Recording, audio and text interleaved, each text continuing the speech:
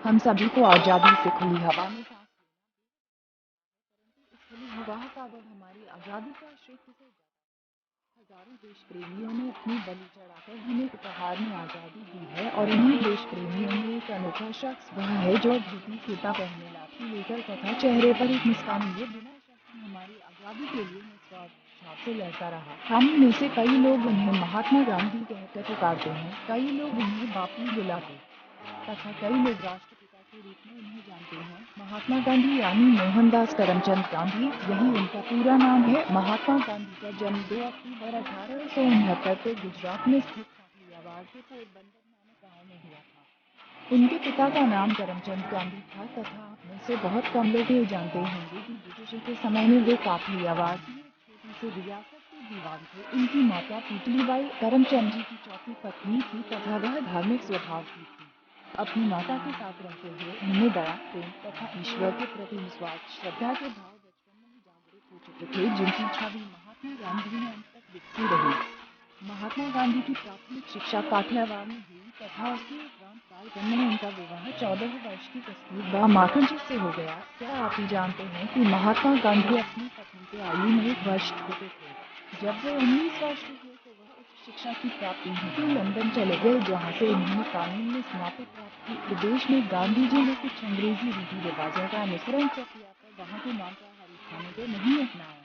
अपनी माता की बात मानकर तथा बौद्धिकता के अनुसार उन्होंने आजीवन शाकाहारी रहने का निर्णय लिया तथा वहीं खुद शाकाहारी समाज की सदस्यता भी दी।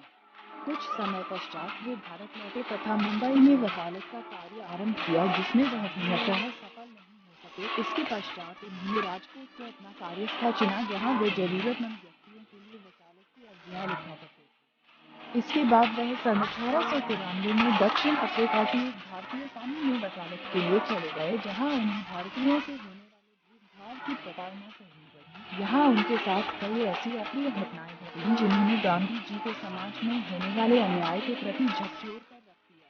इसके पश्चात ही उन्होंने ब्रिटिश साम्राज्य द्वारा भारत में हो रहे अत्याचार के विरुद्ध तथा अपने देशवासियों के हित में प्रश्न उठाने आरंभ किए। 1906 में महात्मा गांधी फिर दक्षिण अफ्रीका में थे, जहाँ उन्होंने युद्ध में महत्वपूर्ण भूमिका अदा की। इसके उपरांत सन 1915 में वे सदैव के लिए स्वदेश लौट आए। जिस समय वह यहाँ पहुंचे उस समय देश में चारों तरफ अंग्रेजों द्वारा अत्याचार हो रहा था। जमींदारों की शक्ति से प्रभावित भारतीयों को बहुत कम भत्ता मिला करता था, जिससे देश में चारों तरफ गरीबी छा गई थी। सभी गांवों में गंदगी तथा बीमारी फैल रही थी। गुजरात के खेड़ा गांव की स्थिति भी अकाल तथा अंग्रेजों के दमन के कारण अत्यंत दुखदायक थी। यहीं से गांधी जी की आजादी में महत्वपूर्ण भूमिका प्रारंभ हो गई। गुजरात के खेड़ा गांव में एक आश्रम बनाकर उन्होंने तथा उनके समर्थकों ने इस गांव की सफाई का कार्य आरंभ किया तथा विद्यालय व अस्पताल भी निर्मित किए गए। खेड़ा सत्याग्रह के कारण महात्मा गांधी को गिरफ्तार कर यह जगह छोड़ने का आदेश दिया गया, जिसके विरोध में लाखों लोगों ने प्रदर्शन किया। गांधी जी के समर्थक व हजारों लोगों ने रैलियां निकाली तथा उन्हें बिना किसी शर्त रिहा करने के लिए आवाज उठाई, जिसके फलस्वरूप उन्हें रिहाई मिली। जिन जमींदारों ने अंग्रेजों के मार्गदर्शन में किसानों का शोषण किया तथा गरीब लोगों को क्षति पहुंचाई, उनके विरोध में कई प्रदर्शन हुए, जिनका मार्गदर्शन गांधी जी ने स्वयं किया। उनके देश के लिए निस्वार्थ सेवा को तथा देशवासियों के लिए प्रेम को देखते हुए लोगों ने उन्हें बापू कहकर संबोधित किया। खेड़ा तथा चंपारण में सत्याग्रह में सफलता पाने के बाद महात्मा गांधी पूरे देश के बापू बन गए। खेड़ा गांव को अंग्रेजों के अत्याचार से मुक्त कराने के बाद महात्मा गांधी ने पूरे देश की जनता के हित में अंग्रेजों के विरुद्ध एक जंग छेड़ दी, जिसमें उनके मुख्य हथियार थे सत्य, अहिंसा व शांति, truth, non violence and peace. Gandhi ji द्वारा आरंभ किया गया असहयोग आंदोलन नॉन कोऑपरेशन मूवमेंट अंग्रेजों के खिलाफ ब्रह्मास्त्र साबित हुआ। असहयोग आंदोलन जलियांवाला बाग हत्याकांड के पश्चात और भड़क गया तथा गांधी जी ने इस हत्याकांड की कड़ी निंदा की। उनके अनुसार हिंसा को अनुचित बताया गया। इसके बाद हो रही हिंसा को देखते हुए गांधी जी ने अपना ध्यान सरकारी संस्थाओं द्वारा देश में संपूर्ण नियंत्रण स्थापित करने की ओर केंद्रित किया।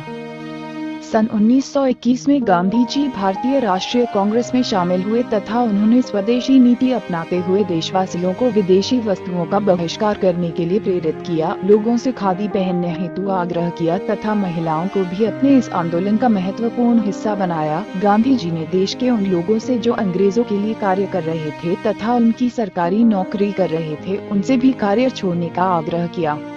असहयोग आंदोलन को संपूर्ण देश में सफलता प्राप्त हुई तथा अधिकतम लोगों ने स्वदेशी नीति का अनुसरण किया। दुर्भाग्यवश चौरी चौरा के हिंसात्मक कांड के बाद गांधी जी को